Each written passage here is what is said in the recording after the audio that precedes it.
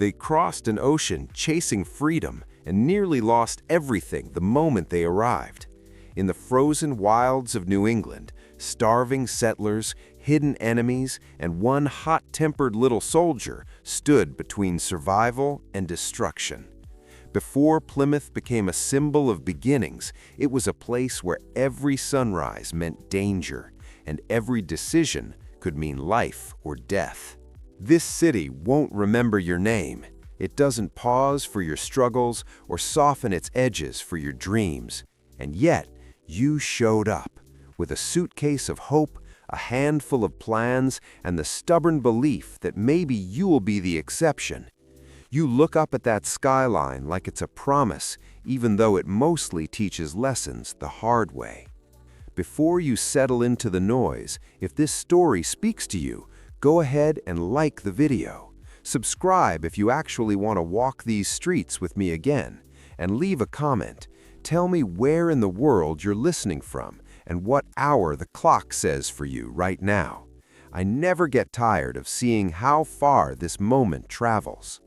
13 years after the first settlement at Jamestown, a colony was planted in New England. We have seen that the rough-and-ready John Smith was the man who had to deal with the Indians in Virginia. So the first colony in New England had also its soldier, a brave and rather hot-tempered little man, Captain Standish. Myles Standish was born in England in 1584. He became a soldier and, like John Smith, went to fight in the Low Country, that is, in what we now call Holland, which was at that time fighting to gain its liberty from Spain. The government of Holland let people be religious in their own way, as our country does now. In nearly all other countries at that time, people were punished if they did not worship after the manner of the established church of the land. A little band of people in the north of England had set up a church of their own. For this, they were persecuted. In order to get away from their troubles, they sold their houses and goods and went over to Holland. These are the people that we now call the Pilgrims because of their wanderings. Captain Standish, who was also from the north of England, met these countrymen of his in Holland. He liked their simple service and honest ways, and he lived among them, though he did not belong to their church. The Pilgrims remained about 13 years in Holland. By this time, they had made up their minds to seek a new home in the wild woods of America. About 100 of them bade the rest goodbye and sailed for America in the Mayflower in 1620. As there might be some fighting to do, the brave soldier Captain Myles Standish went along with them. The ship first reached land at Cape Cod. Standish and 16 men landed and marched along the shore looking for a place to settle. In one spot, they found the ground freshly padded down. Digging here, they discovered Indian baskets filled with corn. Indian corn is an American plant, and they had never before seen it. The beautiful grains, red, yellow, and white, were a goodly sight, as they said. Some of this corn they took with them to plant the next spring. The Pilgrims paid the Indians for this seed corn when they found the right owners. Standish made his next trip in a boat. This time he found some Indian wigwams covered and lined with mats. In December, Captain Standish made a third trip along the shore. It was now so cold that the spray froze to the clothes of his men while they rowed. At night, they slept behind a little barricade made of logs and boughs so as to be ready if the Indians should attack them. One morning, some of the men carried all their guns down to the waterside and laid them in the boat, in order to be ready for a start as soon as breakfast should be finished. But all at once, there broke on their ears a sound they had never heard before. It was the wild war whoop of a band of Indians whose arrows rained around Standish and his men. Some of the men ran to the boat for their guns, at which the Indians raised a new yell and sent another lot of arrows after them. But once the white men were in possession of their guns, they fired a volley that made the Indians take to their heels.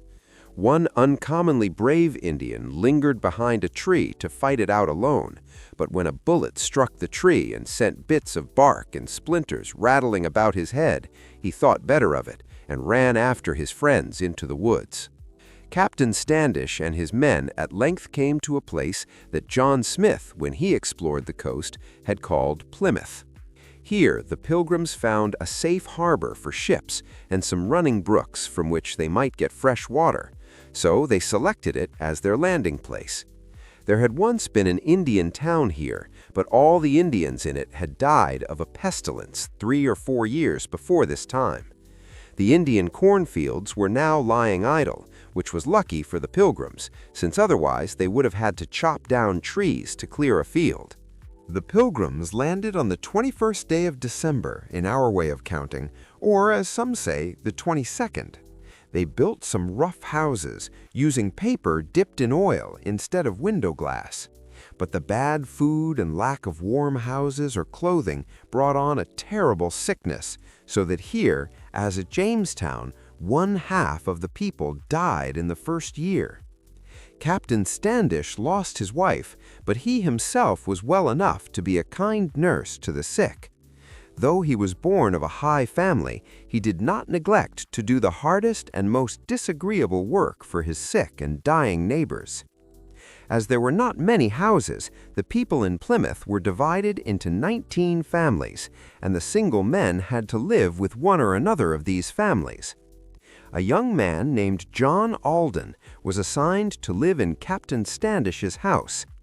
Some time after Standish's wife died, the captain thought he would like to marry a young woman named Priscilla Mullins. But as Standish was much older than Priscilla and a rough-spoken soldier in his ways, he asked his young friend Alden to go to the Mullins house and try to secure Priscilla for him. It seems that John Alden loved Priscilla, and she did not dislike him. But Standish did not know this, and poor Alden felt bound to do as the captain requested. In that day, the father of the young lady was asked first. So Alden went to Mr. Mullins and told him what a brave man Captain Standish was. Then he asked if Captain Standish might marry Priscilla. "I have no objection to Captain Standish," said Priscilla's father, "but this is a matter she must decide." So he called in his daughter and told her in Alden's presence that the young man had come to ask her hand in marriage with the brave Captain Standish. Priscilla had no notion of marrying the captain. She looked at the young man a moment and then said, "Why don't you speak for yourself, John?" The result was that she married John Alden, and Captain Standish married another woman. You may read this story, a little changed, in Longfellow's poem called The Courtship of Myles Standish. Persecuted, punished unjustly, troubled on account of religion. Barricade, something hastily thrown up for protection. War whoop, a cry by which the Indians try to frighten their enemies in battle. Volley, a discharge of many small arms at once. Pestilence, any fatal sickness that spreads from one to another so that a large number of people die of it in a short time. Requested, asked. Tell in your own words how the Pilgrims came to be in Holland, about their coming to America, their troubles in trying to find a place to live, about their sufferings in Plymouth. Tell how Standish came to know the Pilgrims, why he came to Plymouth, the curious story of his courtship. The Indians, having got one taste of the firearms of the white men, were afraid to attack Plymouth, but they thought that they might get rid of the white men by witchcraft. So they held what they called a powwow in a big swamp to persuade the spirits to kill or drive away the newcomers. Sometimes the Pilgrims would see some Indians on a hilltop near Plymouth, but the savages always ran away as soon as they were discovered. Perhaps they came to see whether the Plymouth people had all been killed by the spirits. But in the spring, a chief from a place farther east came to visit the Indians near Plymouth. He had met English fishermen and learned a little English. he was not afraid to visit the white men. Walking boldly into the little town, he said, "Welcome, Englishmen." The Pilgrims were surprised to hear 2 English words from the mouth of an Indian. They treated this Indian well, and he came again bringing an Indian named Squanto, who could speak more English. Squanto, who had lived at Plymouth, was one of the Indians carried away to Spain by Captain Hunt. From Spain, he had been taken to England and then brought back to America. When he got home to Plymouth, he found that all the people of his village had died of the pestilence. Squanto now came again to the old home of his people at Plymouth and lived with the Pilgrims. He showed the English a way to catch eels by treading them out of the mud with his feet. He knew the woods and waters well, and he showed them how to hunt and fish. He taught them how to plant Indian corn as the Indians did, putting a fish or 2 in every hill for manure, and then watching the fields for a while to keep the wolves from digging up the buried fish. Without the seed corn and the help of Squanto, the whole colony would have starved. Squanto liked to make himself important among the Indians by boasting of the power of his friends, the white men. He talked about the dreadful gunpowder kept in the cellar at Plymouth. He also told them that the horrid pestilence was kept in the same cellar with the powder. Massasoit, the chief of Squanto's tribe, came to see the Pilgrims, bringing some other Indians with him. They were taken into the largest house in Plymouth and seated on a green mat and some cushions. The governor of the colony was then brought in while the trumpets were blowing and the drums beating. This parade pleased the Indians, but they were much afraid of the Plymouth people. Afterwards, the Pilgrims sent Massasoit a red cotton coat and a copper chain, and by degrees a firm friendship was made between him and the white men. Captain Standish was a little man, and one of his enemies once nicknamed him Captain Shrimp, but the Indians soon learned to be afraid of him.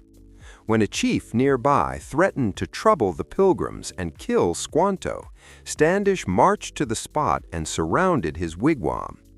Having fired on the Indians and frightened them, he took 3 whom he had wounded back to Plymouth with him. The white people cured their wounds and sent them home again. The Narragansett Indians were enemies of Massasoit. None of their people had died of the pestilence, and they were therefore stronger than Massasoit's tribe. The Narragansetts sent a bundle of arrows to Plymouth tied up in a snake's skin. Squanto told the English that this meant to say that they would come and make war on Plymouth. The Pilgrims filled the snakeskin with bullets and sent it back. This was to say, "Shoot your arrows at us, and we will kill you with our bullets." The Narragansetts were so afraid of the bullets that they sent them back to Plymouth, and there was no war. When the Pilgrims had been settled at Plymouth more than a year, a ship brought them news of the dreadful massacre that had taken place in Virginia. The Pilgrims were afraid something of the kind might happen to them. So Captain Standish trained the Plymouth men, and they kept guard every night.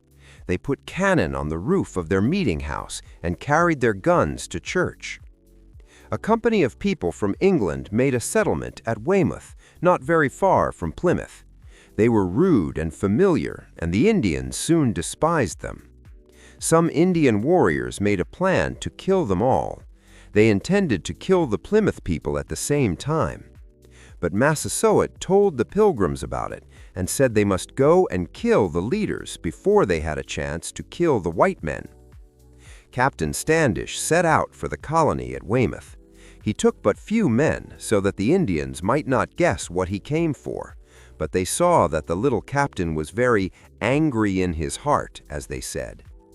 Seeing how few his men were, they tried to frighten him. One of these Indians, named Whittemut, sharpened the knife which he wore hanging about his neck. While sharpening it, he said to Captain Standish, "This is a good knife. On the handle is the picture of a woman's face, but I have another knife at home with which I have killed both Frenchmen and Englishmen. That knife has a man's face on it. After a while, these two will get married." A large Indian named Pequot said, "You are a captain, but you are a little man. I am not a chief, but I am strong and brave." It was now a question whether Standish would attack the Indians or wait for them to begin. One day when Witamot, Pequot, and 2 other Indians were in the room with Standish and some of his men, the captain made a signal and himself snatched the knife that hung on Pequot's neck and stabbed him to death after a terrible struggle. His men killed the other Indians in the same way. The rest of their tribe fled to the woods for fear, and after that, the English were called stabbers in the Indian language. The Pilgrims were often very near to starvation during the first years after they settled at Plymouth. At one time, they lived on clams and lobsters and such fish as they could catch. Standish made many voyages along the coast, trading with the Indians for furs, which were sent to England and exchanged for whatever the settlers might need.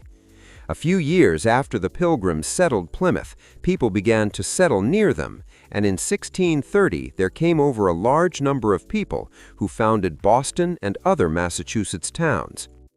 Captain Standish lived to be more than 70 years old and to see many thousands of people in New England.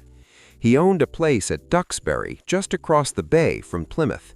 He died there in 1656. The hill which he owned is still called Captain's Hill. Witchcraft, the use of charms or ceremonies in order to persuade the spirits to do some wonderful thing. Powwow, mysterious ceremonies practiced by the Indians. Shrimp, a creature resembling a lobster but smaller, a little wrinkled man. Signal, a sign given to another.